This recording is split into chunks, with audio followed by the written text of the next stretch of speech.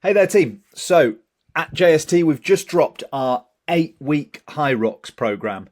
And if you're thinking of following this program and wanted to get some insights into the what and the why behind the program, then this is the video for you. When I wrote this program, I wanted people to be blown away by the detail behind it, the thinking behind it, and most of all, how well it prepared them for a Hyrox race. So have a watch of this video if you're interested in some programming insights and to hear all the thinking and detail behind it. So when this program was being put together, I wrote it specifically for CrossFit athletes who wanted to smash a Hyrox race. And that kind of posed the question to me, how do we turn a CrossFit athlete who maybe runs once a week in a Metcon that has some 400-meter runs and some kettlebell swings and box jump overs, all that kind of thing, into someone capable of doing a Hyrox, which has 8K of running and all the other stations within it, and not just capable of doing a Hyrox, but capable of producing a really good Hyrox time.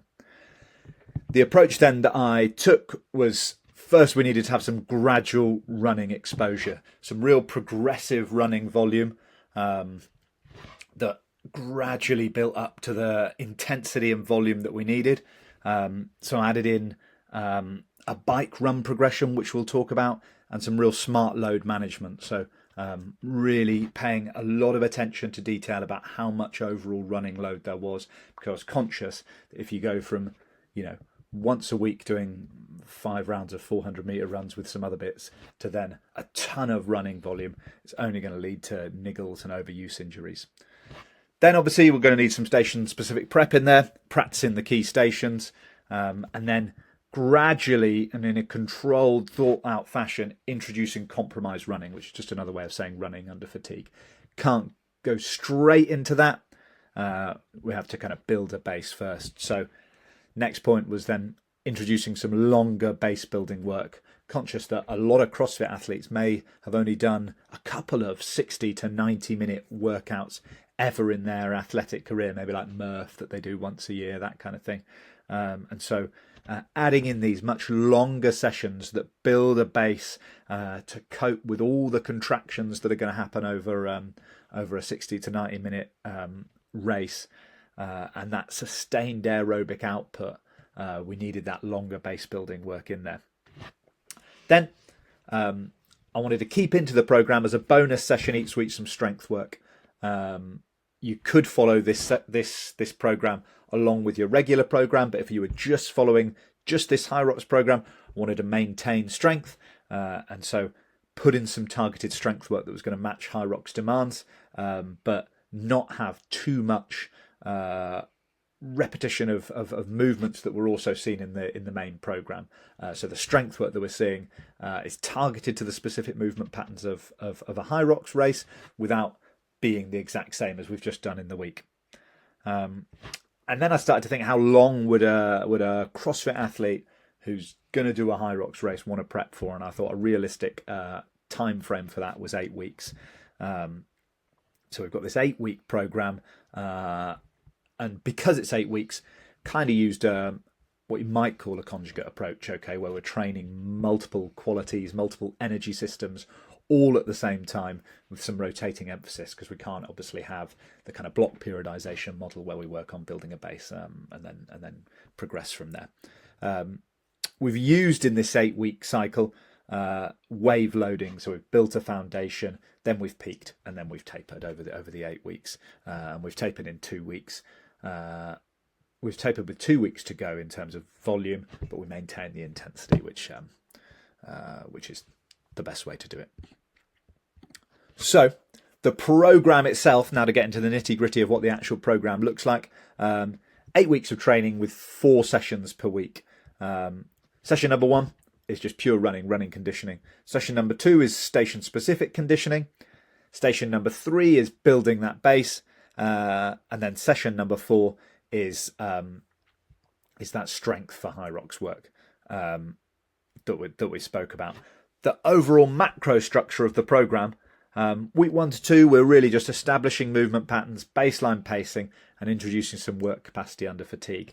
Then by week 3 and 4, we're building volume complexity, and we start to transition from bike to compromised running, and really starting to go in the specifics of developing things like rock zone skills and pacing. Then by week 5 and 6, that's when our peak training load hits, and we've got full race simulations, maximum strength work, and that's the real height of the program. That's the toughest couple of weeks of the program. And then week 7 and 8, we start to reduce volume while maintaining intensity and sharpness and really taper into the competition. So just a little graph that I thought would be useful and interesting for you guys to see our overall running volume within the program. Like I said, it's been carefully controlled and tracked throughout the program to prevent any overuse and to just gradually get your body used to the running demands of a Hyrox race.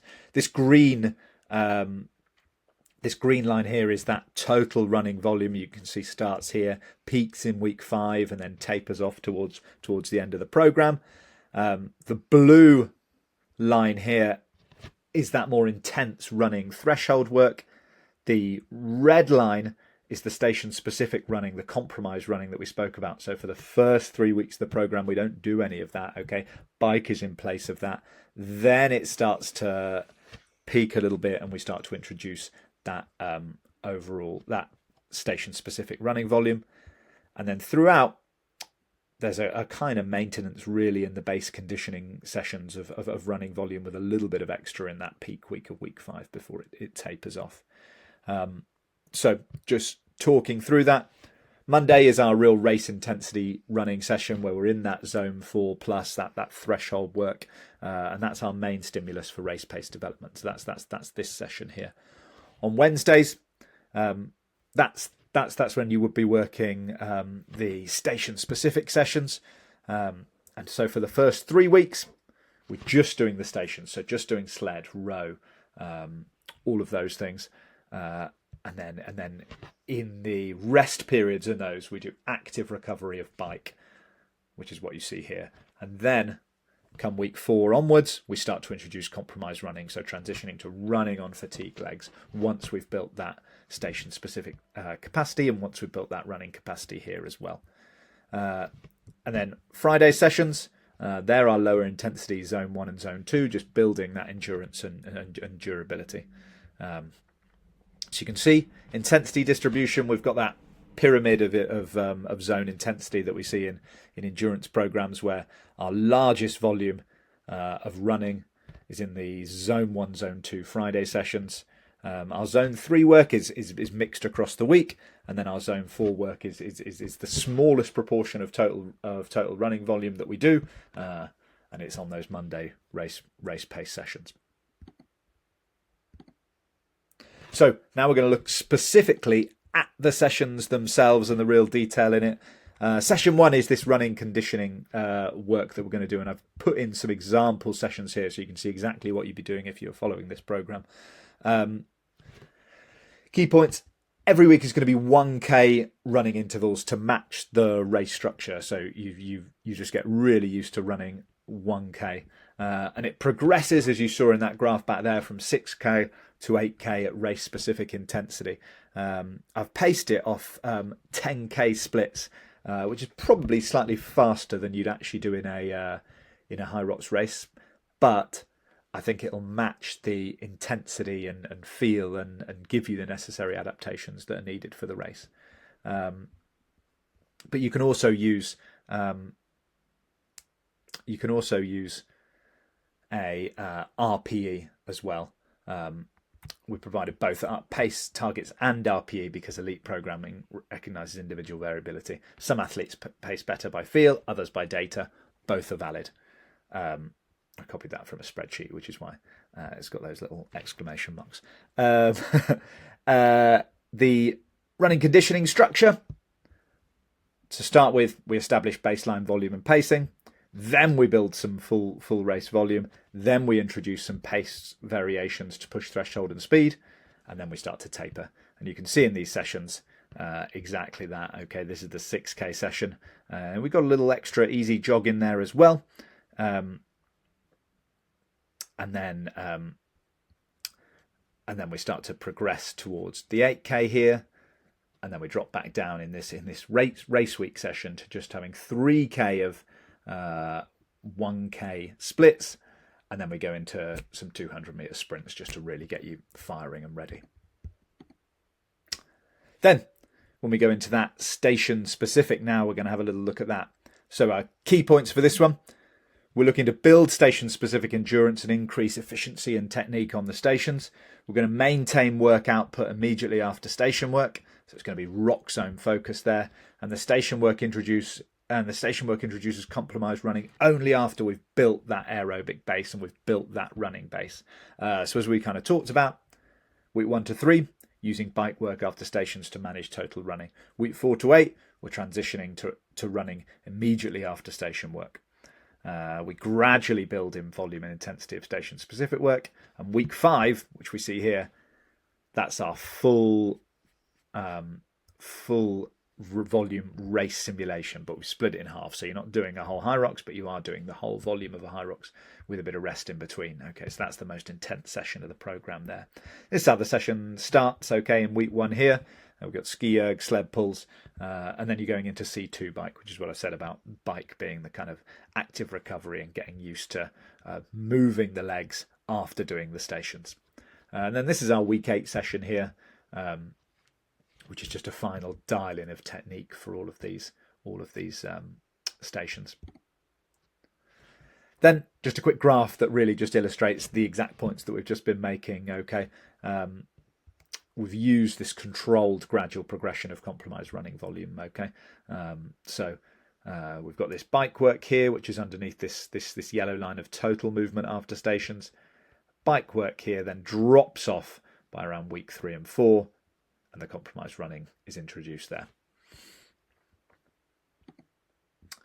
Finally, our base conditioning sessions. Okay, this is just building the aerobic capacity needed for 60 to 90 minutes of work, building that contraction volume tolerance. Often, if you go into a Hyrox, you might be fit enough to do it, but then I had lots of people say they get cramping about 2/3 of the way through because they're not used to that volume of contraction. So this is the longer, low-intensity work that's necessary whenever we're doing a longer event like this. And you can just see 2 examples of that there. We've got the run and the ski and the row, so keeping it nice and specific, and then some body weight movements are in there throughout. Again, just like we said, building that contraction volume tolerance. This is our week 6 session as well, where you can see similar stuff, and we've got some nice specific sandbag stuff thrown in there to get you used to that. Then the bonus sessions that we spoke about. These are the bonus strength sessions, okay? Building strength for station-specific performance. Don't want strength to be a kind of limiting factor when you're pushing the sled or pulling the sled or that kind of thing. And we also, if you are a CrossFitter who's doing this program, we want to maintain your strength while following this program. 2 movements per session to make it super manageable. And the movements are different than the movements that you'll be doing in the wider program. And we've just used RPE here instead of percentages, just in case you're coming from different backgrounds and you don't have percentages for some of these movements. And there's a lot of unilateral work within these strength sessions as well, because it's going to iron out any asymmetries that we have and keep us kind of robust and niggle free, rather than just doing bilateral work, which can highlight asymmetries. And I've tried to plan these sessions where we have got a lot of lower body stuff, lower body strength endurance work in there, but also considering some of the upper body demands. Okay, so we've got to have some good shoulder endurance by the time we get to those wall balls at the end. Plus, coming to the end of this now, like I said, when we put together this program, I wanted people to be blown away by how much they're getting within this program, how much support, how much guidance, how much thought is behind it. And so threw in all this bonus stuff as well. So we've got movement mechanics primers for each session. So you can see here just a quick example of the session. This is a movement mechanics for running session. So we've got some ankle work, some hip work, some activation work in there. and generally just designed to prep you perfectly for running, because your body might not be used to the demands of running that much. We've also got plyos for running. If you've never done plyos before, they're a perfect warm-up and great to build tendon robustness ahead of doing volume of running. We've also got a guide in there that preps you perfectly if you're going into race week, a nutrition guide, a checklist, and a pre-race activation protocol. That's for the day before the comp, so you're perfectly all flushed out and ready to go. And then a race day warm-up protocol as well, that, you know, when you head to that warm-up area on race day, you know exactly what you're doing to be perfectly ready and primed to hit the race. So yeah, I hope that was a real interesting guide and an interesting insight into the thought process behind this program. If you have any more questions, hit us up in the comments or drop us a message. And I'm pumped for you guys to work through this program, because so much thought has gone into it. And if you have got a Hyrox race coming up, then follow this program, and I'm 100% confident that you'll go in feeling the best that you possibly could. Thanks for listening.